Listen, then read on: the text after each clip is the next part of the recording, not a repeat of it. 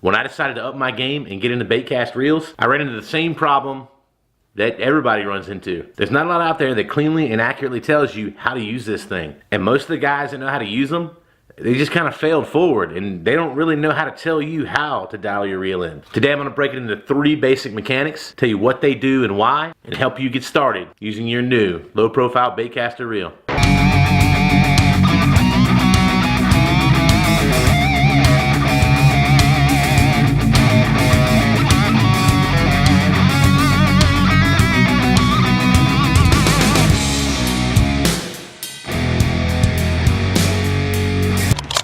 Let's start with the spool tensioner.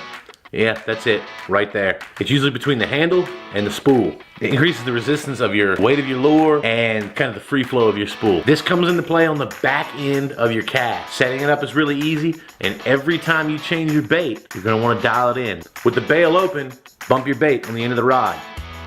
When you got that spool tensioner dialed just right, you should only pull slack off the spool with every bump. Your bait should not free fall when you open the bail. Now let's talk about that magnetic brake.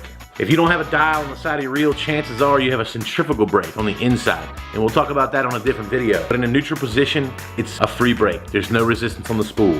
That's gonna prevent your bait from flying faster than the spool is unwinding. Not only do you wanna adjust this with every lure, you're gonna have to adjust it with the wind. If you're not very familiar with the reel, crank it up to about the halfway point or that 5 and work your way back. The less amount of brake you use, the farther you're gonna get with your cast. But if you get too loose, you're gonna end up with that famous backlash. And finally, step number 3, your thumb.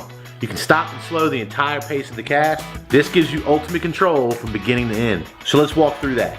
Your spool tensioner, that's for the back half of your cast. But when your lure has lost all momentum in the cast, it's just the weight of the lure against the spool. That's how you get that really soft, really light set down.